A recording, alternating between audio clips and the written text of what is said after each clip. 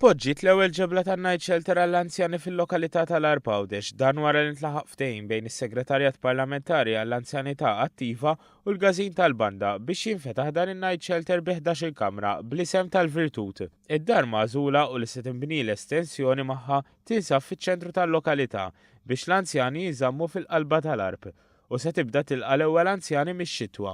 Apparti night shelter dan il-post se jservi wkoll ta' ċentru għall-anzjani matul il-jum li jħaddan il-kunċetti ġodda tal-istrateġija tal-anzjanità attiva u bekk ikun qed jikkontribwixxi għal soċjetà aktar inklusiva u malma.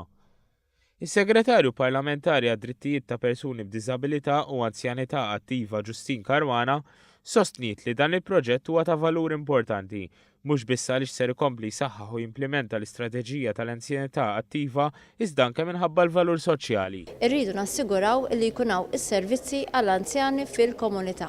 U għalhekk ukoll anke l-proġetti ta' night shelter biex l-anzjani li jkunu waħedhom, speċjalment fil-ħinijiet ta' bil-lejl, ikollhom postijiet fejn ikunu jistgħu jiġu ikollhom il-wens u jkollhom ukoll anke struttura ta' servizzi u ta' sosten biex ikollhom is-serħan tal-moħħ. L-Arp kien magħżul għal dan il-proġett minħabba tal-bit kontinwi mir-residenti ta' din il-lokalità li għandha popolazzjoni kemm xejn anzjana u anke rħula fil-viċin li dejjem kien jinħass il-bżonn li jsir proġett simili.